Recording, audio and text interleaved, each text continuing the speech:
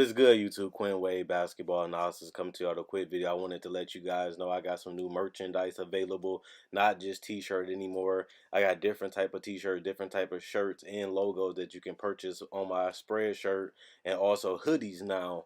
We have expanded and added more to the channel and more merchandise for the brand.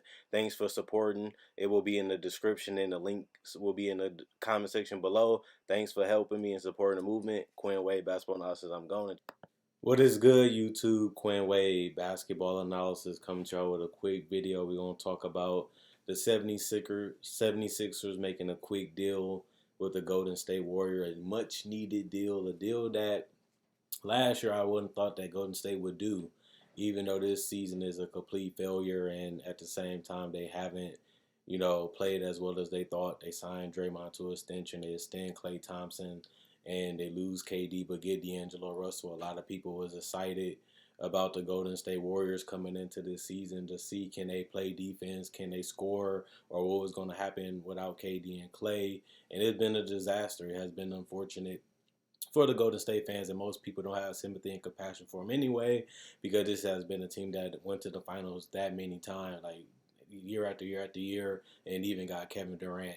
So nobody really feels sorry that they had a terrible season, but we will see what they pick look like. And now they opening up more roster spots, they opening up more salary after being locked up because of what they call it hard capped, getting D'Angelo Russell, and now they've been able to clear some space by letting go of Glen Robinson and Alex Burks and Willie Cauley-Stein, which is to me all important moves. Those things that you have to do when you're rebuilding and retooling. And a lot of these guys wasn't on long-term deals anyway. They was rentals or with a player option for next year, and they could have left and they could have been gone. Meaning that Golden State would just have a season like this and lose all the assets. At least they was able to get them some more wiggle room, because those pieces, some of them did work out. I feel like Willie Cauley-Stein was a great fit. It's just he didn't have Steph.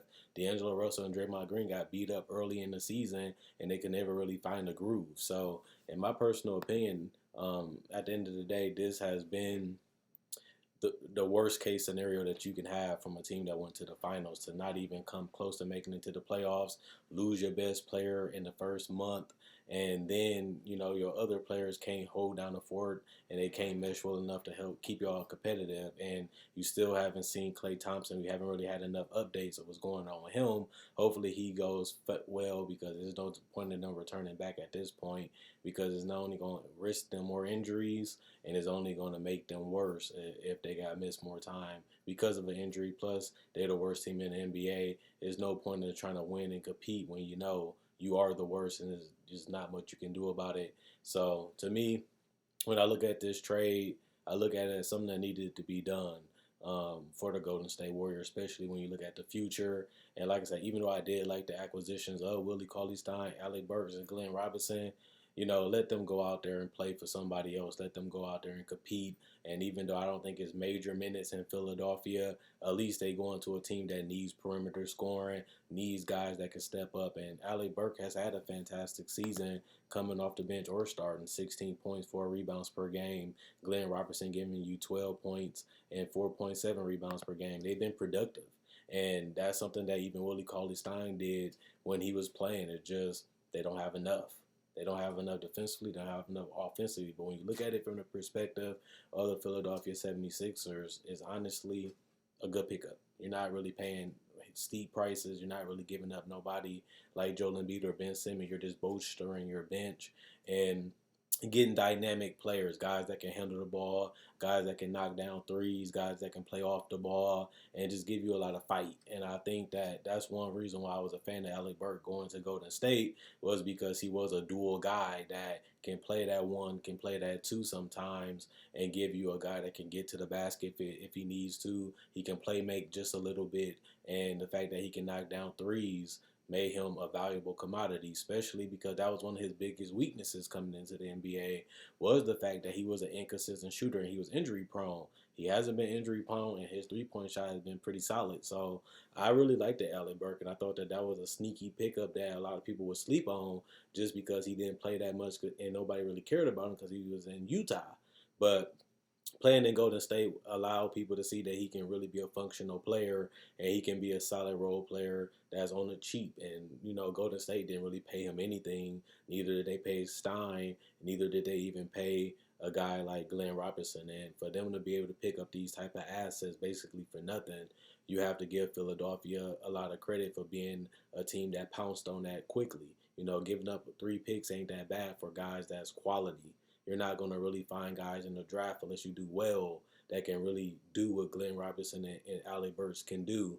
Plus, like I said, these are role players. You're not asking them to change the culture. You're not asking them to come in here and average 30. You're just asking them to be productive in the minutes that they're out on the court. And they have done that all season, whether it's been starting or coming off the bench. And those are the professionals that you want. You want guys that can just come in and do their job, not whine and complain, and if they have to play more minutes, be productive. And if they have to play less minutes, sit the bench and just go out there and practice and be ready for that next man up mentality. And that's what it's all about in the NBA at the end of the day. And I'm very surprised that Philly made this move, but it makes sense. It really does. And you have to give credit to Golden State for getting them on these contracts. And even though the season didn't go the way they wanted to, they were able to flip them and get something out of it instead of nothing. And I really thought that was smart because a lot of people did criticize and critique the move of D'Angelo Russell. A lot of people hated it. A lot of people loved it. A lot of people just didn't know and was confused of why they would make that trade, especially locking them in to the hard cap, not being able to really make no moves besides losing talent. But they still do have some good pieces. They got Pascal and guys like that, and Spellman, and we'll see how Jordan Poole develops. And Marquise Chris was a guy that they find on the cheap, and he's been better than what a lot of people thought. People thought he was done. They thought he was a bust, and they thought this was a last year that he can really be in the NBA. And that's a guy that they can choose to keep around if they want to, because now they have the cap to do it. So at the end of the day, I think this is a win-win. And I think that hopefully Philly can stay healthy. Really, that's their biggest thing. Can Joel Embiid anchor that defense? Can Joel Embiid stay healthy? Can Al Horford knock down the outside shot while him and Joel Embiid is on the court? Can Tobias Harris step up in those moments? Can Josh Richardson really elevate his style of play? Because he's been injured, but he's been okay. He hasn't been that elite defender. He hasn't been that dual playmaker.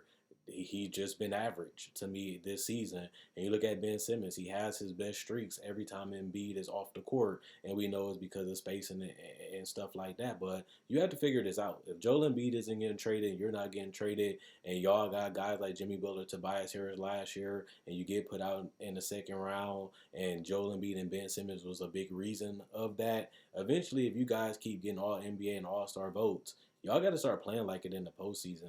And I'm not really calling them out. It just, you do get tired of hearing people saying they need to get traded. And if Elton Brand feel like he has one of the best duos in the league, he's going to keep them. And you have to eventually figure out, they've been playing with each other for so many years, and they really know each other's game. So it's not like they're trying to figure out something that's difficult. They got to figure it out if they want to win a title. Unless this will be a disappointment.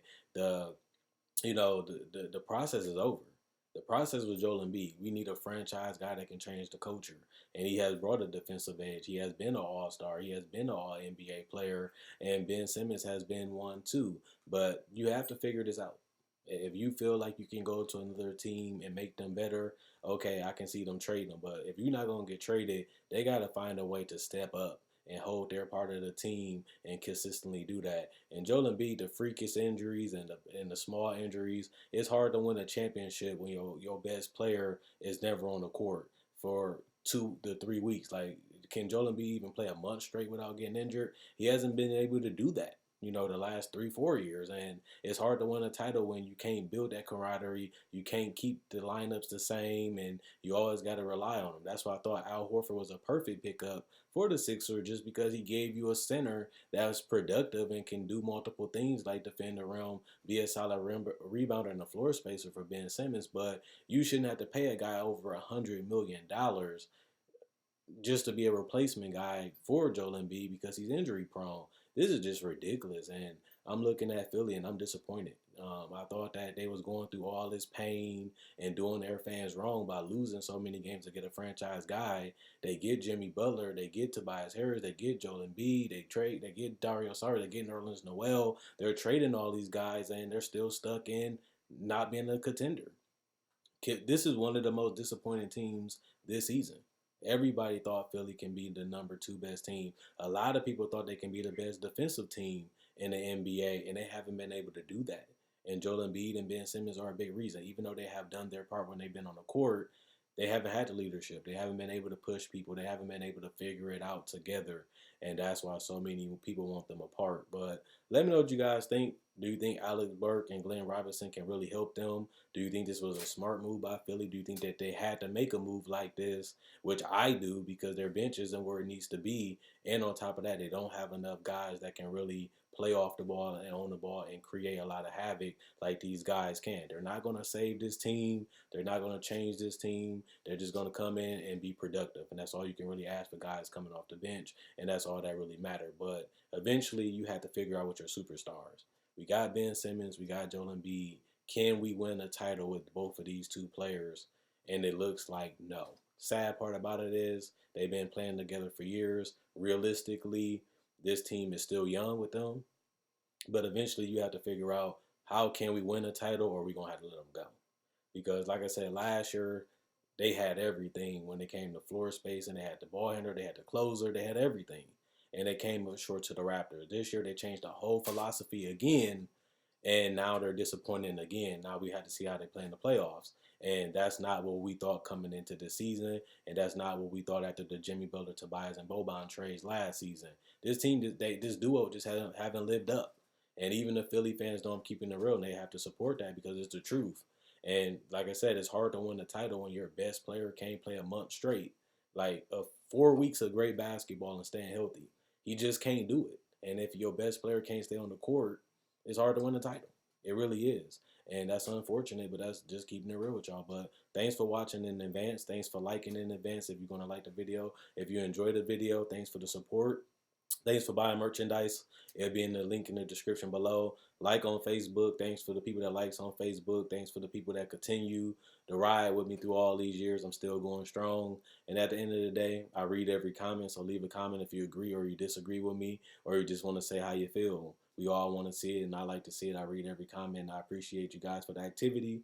I appreciate you guys for the support. I appreciate you guys for the love. And let me know what y'all think about the Sixers and Golden State after this trade.